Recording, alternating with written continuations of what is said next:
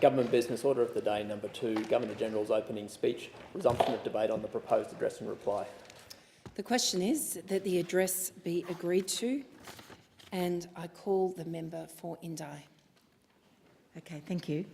Thank you, Deputy Speaker. I'm pleased to make my contribution to the address and reply and the debate on the Governor-General's speech.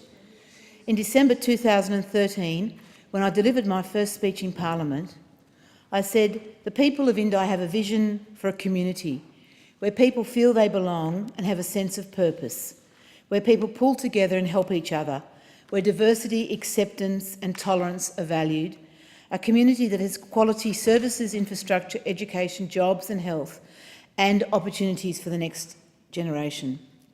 And in this speech today in Parliament, I want to talk about some of the work we've done since that first speech was made, talk about the agenda for this time of Parliament and the call to action to the people of Indi to take the Indi way of working and move it on to the next stages.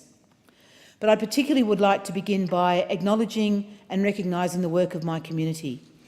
As an independent member of Parliament, the community plays an integral role in ensuring that I act as an effective local member.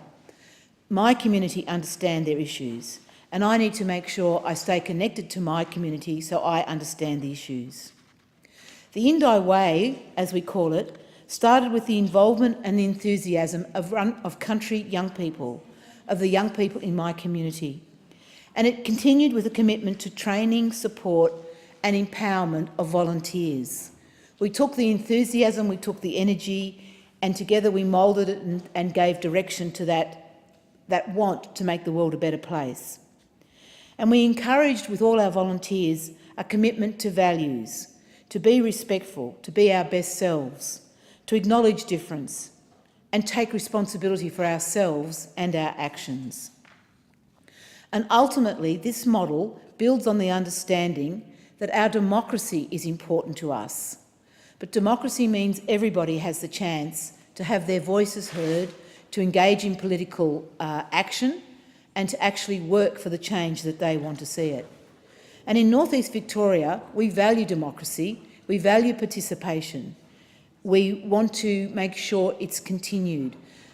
And part of my role as a Member of Parliament is the facilitation and the development of anybody who's interested in learning about politics. And there's a whole lot of ways that we do that. We have volunteers come to Canberra, we have learning and training programs through the office. I go out to communities, I speak to schools, schools come to Canberra. We have leadership development programs. So myriad of ways of explaining to people that as the representative, it's my job to take the ideas of the community to Canberra. And not being a member of a party, I don't rely on my party for the ideas. I actually rely on my community. So we call this the Indi Way. Initially, we were driven by a sense of dissatisfaction and disillusionment. And I know it's common right across Australia, people go that they're sick of the way politics works. They don't actually trust that things are going the way they should. And that certainly was the feeling in Indi. But we didn't fall a trap to that. We didn't go down that negative path.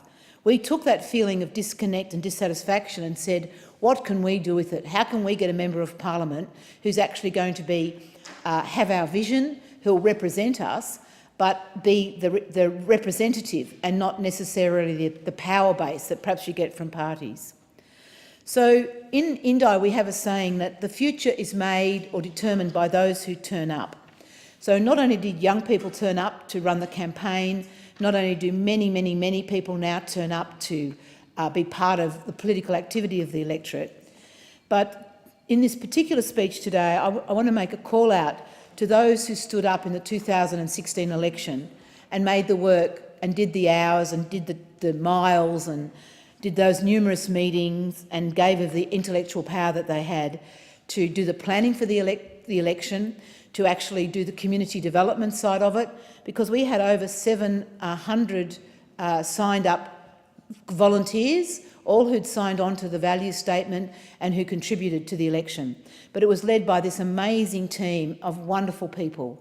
So to Alana Johnson, Anne Shaw, Chris Hazel, Dennis Ginnivan, Jackie Hawkins, John Davis, Judy Brewer, Karen Nankervis, Michelle Dunscombe, Nick Haynes, Phil Haynes, Roberta Baker, Ronald Walquist, Ross Kearney, Rowan O'Hagan, Ruth McGowan, Susan Benedica, Tammy Atkins, Tony Lane, Cam Close, Julie Dehennon, Trish Curtis, Mark and Jill Howard, Angela Killingsworth, Jan Taylor as the core group, but for everybody else.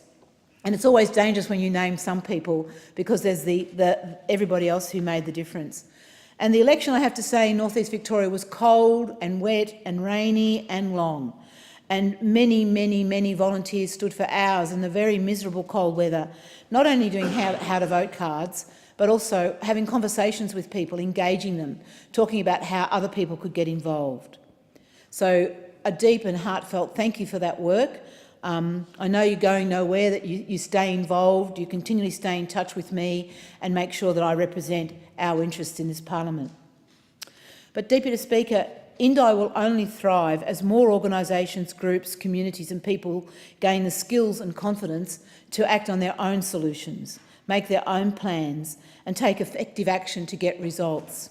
There's absolutely no point coming and seeing me as a Member of Parliament and describing a problem. I mean, it's of interest, but it doesn't get the answer we need. And all too often people come to me with a problem and say, Cathy, can you do something about it? Can you go to the Minister? And what we've come to understand is, sure, that's an action, but if you give a country problem to a city minister, they'll give you a city answer. Whereas if you give a solution to a problem and you bring known ways of working and you say to the minister, here, we've worked out, here's the problem, here's what needs to be done, and here's us as a community, here's how we can work together, you get a much better response. So that's what we've been doing in Indi, and I'm so pleased last week to be able to bring the dairy industry or representatives to Parliament. The dairy industry came up, they're going through a really tough time, but they'd sat down, they'd defined the problem, they'd worked out answers to what needed to be done, and they came to Canberra and we had a very constructive day meeting the Prime Minister, the Minister for Regional Development and the Assistant Minister for Water, talking about these issues and setting up partnerships that we know we can move together. So I was really pleased to do that. But also last week the Alpine Valleys Community Leadership Program came to Canberra, and it's another example of a community group learning about leadership, coming up, spending the day and actually getting a hold of how Parliament works and how they can advance it. Now, I just made a little error there. It was the Alpine Valleys Pathway met the Prime Minister. It wasn't the dairy group. They were busy doing other things. But when the Alpine Valleys Leadership Group spoke to the Prime Minister, they talked to him about the need for leadership training and empowering of communities so that people who put their hand to be President, Secretary or Treasurer of a group can actually learn how to do those jobs, but learn how to network and engage with their community and also with Parliament. And I was so pleased, Deputy Speaker, because the Prime Minister said he was really interested, and this idea of community leadership and how we could actually get it nationally. And I know in New South Wales it's not so popular, but in Victoria we have got 10 geographically based community leadership programs that we get some money out of the Victorian government, all of us put in kind in, and every year we graduate something like 30 community leaders to actually then go back and work in their community in a networked way. But the good thing about coming to Canberra is they got to understand how Parliament worked, so they then can take on their own issues and start working in the system. So these delegates are a really good example of how effective people can then be in their own communities. And together with that work, the other thing that we did, which was so strong in Indi, in 2015, we had a series of kitchen table conversations, something like, I don't know, I think about 400 or 500 people turned up around kitchen tables to talk about their issues. And then we pulled that together to have the Indi Summit, of which we've got a report. And the Indi Summit said these are the issues that we care about in our electorate, and we're going to commit to do things about these issues. Now, of course, there are some issues in there that I've got particular interest in and will work on, namely renewable energy, employment for young people. The arts is really big in Indi, so how do we grow and develop the arts? How do we get a stronger voice for young people? How do we make sure our Aboriginal and Torres Strait Islander people are represented? So there are some of the topics that we're now working really closely with our community to do. So what I'm really pleased about is we've actually set the model into place. We've now had 4 years of its working, and it shows that community groups are interested and able to do things about their own problems. They can then come and work with their political representatives to work together, And then with access to government and to opposition and to ministers, we can do the Canberra work to get rid of the roadblocks that are stopping change, to get the incentives that we need, and many of them are there, so we need them to bring them back into the community. So I'm really pleased that that model is doing so well. And in my next time, or the next 3 years of being the member for Indi, I want to be able to talk to government about how we can do a much stronger job on policy development, particularly rural and regional policy development that builds strong partnerships with the people on the ground, the grassroots groups who know exactly what's going on. Sometimes they might not have the exact answer, but together they can work to solve it. So one of the things that I'd like to talk about there is, too often in government we work backwards. We say what happened, and we spend our time catching up. And I spoke in this parliament yesterday about the problems we've got with our train line. And all I could say is we're spending all this huge amounts of time and energy trying to fix a problem that shouldn't have been there in the first place. We're doing catch-up. And I know I can see the member for Corangamite, you're here in the House, and the enormous problems you have with mobile phone delivery, with your roads, with transport, and we're all paying catch-up. And the truth of the matter is, we're making, of course, and similar to me, we're making huge progress. We are, but we'd much rather be not doing it. We'd be much rather putting all that skill into designing the future for our communities and how we can actually take those skills that we've got and the programs we've got and the community connections and going, well, here's how it can actually do what the Prime Minister wants to do, which is the innovation and creativity that we know our communities have got. So, yeah, I'm not for one moment saying that we're not having great effect, because clearly that's why we got re-elected, because we're able to deliver for our communities.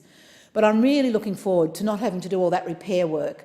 I'm looking forward to being part of a parliament that actually works with communities, and we look at a 20-year plan and saying, here's how our rural and regional communities are going to take their place as major contributors to the future of Australia. So for that, in that particular area, I've been working with the Minister for Regional Development, Senator Fiona Nash, working on a regional policy for Australia, and I'm optimistic that that minister is going to have some good news for us really shortly. Been working with the Prime Minister on how that might work out well. But one of the really important things about Canberra and policy, and that we've noticed sometimes government tends to do, is we call it make policy by grants. Now, there's no one in rural Australia who doesn't want a grant, but there's many of us who've spent years and years applying for grants, jumping through the hoops, and maybe being successful, but it doesn't actually do what we need to do, which is create the longitudinal space over the long term where we can really grow the country. We need policy to do that. We need a really good white paper that comes out. We need maybe another summit that brings people together, that builds engagement. So we need a process where government has a big picture for Australia, the states work together on it, local government work together, and our community groups can all work together on it, and there's adequate funding in the system. So I'm really appreciative that the government has announced the Regional Ministerial Task Force. That's a huge step in this direction. So when I asked the Prime Minister a question in question time, he responded to that and he said he gave me a list of grants, all this grant money that the government has given out. And I, for one, acknowledge the grants, and I know that we do really well in Indi with our grants. But it doesn't actually address the big problem that we've got to talk about, which is investment on policy and programs that are going to be there for the long term, that give the opportunity for the government to actually leave legacy in our community. So a cohesive approach to regional policy, an opportunity to work together, to bring communities together, to have that white paper, to have a summit, and to build the coalitions of engagement that we know we need. And the advantage of a national summit, John Anderson, when he was the Deputy Prime Minister and responsible for regional development, used this technique to great advantage. So he'd bring communities together and he'd introduce them to each other so that some of the more prosperous communities of Victoria could meet with communities in other places, perhaps who weren't doing so well, and he'd create a national understanding about issues. And then organisations would go and work together, for example, Australian Women in Agriculture. We were a national organisation, we got to meet and greet and work together and then create a national project with John Anderson and with the department and really do fantastic work. And I know there's many opportunities for that. So for me, a rural policy needs to be enduring, bipartisan, and it needs to enjoy community support. It needs to be robust and meaningful. And if the government could do that, get the process right as well as the outcome, it would be such a legacy which would stay with us for a very long time. So in talking about the role here in Canberra in doing that, I'd like now just to focus a few of my comments on how regional politicians have got a really important role to play here. So I speak to my colleagues in the House today and acknowledge their commitment to rural and regional Australia. And I know that individually we all do good work, but collectively the idea of all the regional politicians working together on the little bit of slice that we could would be really welcome. And I know when I was on the Agricultural Standing Committee and we did a review into agricultural research, and the Standing Committee came to North East Victoria and met with the researchers and the farmers, we had some really productive results of that. So if we can't get the policy right, and if we can't get the government to agree to a white paper, and we can't get the government to have a national summit, I call on the government to ask one of its standing committees to do a review of the grants programs and how they work in regional Australia, and then to actually do some recommendations about if we are going to go that way, how do we make it better? How do we make it needs-based? But finally, I'd like to talk just briefly about some of the really exciting work that's happening in my electorate and the pride that I have in the work that the community is doing. I spoke about the dairy industry and the great work they're doing. I spoke about the leadership program and the work they're doing. Earlier this week I had an opportunity to talk about the youth work that's happening, and next week we've got a youth policy camp where the local governments right across the electorate are getting young people together. And they did one of these camps last year, and a significant number of the young people, as a result of learning how, in a bipartisan, non-political way, stood for local government. So we've now got a significant number of young people in our country areas on our local councils, and they'll be there for the long term and learn their way. So that's been a wonderful outcome. In this area of renewable energy, almost every single town in my electorate has a community-based group looking at renewable energy. And I've been absolutely delighted to talk to the Prime Minister about the importance of community energy systems. And I'll be talking to the Minister for Environment later on today about this, how we need a national approach to supporting community energy systems. There's over 60 communities already in Australia developing their own community-based energy systems. And they're going to go from strength to strength. But the wonderful thing that I see happening is in little towns like Yakandanda, for example, the community get together and they actually learn about electricity rather than just being consumers. Now, people are coming to 200 or 300 people turning up to public meetings. They're understanding about the poles and wire companies. They're understanding about the political debate we're having, and they're really inputting into it. And with that goes some other really exciting things. I was in Yakandanda on the weekend for the Yakandanda Folk Festival. And I had the really lovely experience of standing at the crossroads in Yakandanda, and there was a big tent set up, and it was called, I think it was called Waste Watch, but it was the Yakandanda Environment Group. And there were 5,000 or 6,000 people at this festival, but on the crossroads they'd had a tent, and all the wheelie bins came to this one spot, and they had a team of volunteers, I think close to 20, working on shift, going through all the rubbish, in full view of everybody, and sorting all the rubbish out into disposables and recyclables, and making sure that we didn't do waste filling. Now that was a noble thing, but the really important thing that happened to me when I was there watching it is I had this overwhelming sense of being taught to be a much more responsible person regarding waste, because I could see this accumulation of waste, and I could see these really good community people separating it all out with gloves on and protective costumes, I think, and sorting it out. But it was the public education of it, such that it was using we don't want to use plastic water bottles, never using disposable cups. I mean, I have had such an education about what not to do, because the community did it. And I think that's what I'm trying to say about the Indi Way, is community take responsibility and do their own work, and in the process they educate us. And then we build up a whole community of people who have responsibility. So back to the beginning. I got elected because people were disillusioned and disenfranchised. And 4 years later, I'm so proud to say I'm representing an electorate That's no longer that way. It's rapidly becoming engaged. It's better understanding the politics and how to make a difference and get the change that the member for Corangamite and I know we need. So I'm going to finish with a quote that I used in my first speech. The future is not some place we are going to, but one we are creating. The paths to it are not found but made, and the making of these pathways changes both the maker and the destination. And we are showing we are changing the destination. Thank you, Deputy Speaker. I thank the member for Indi.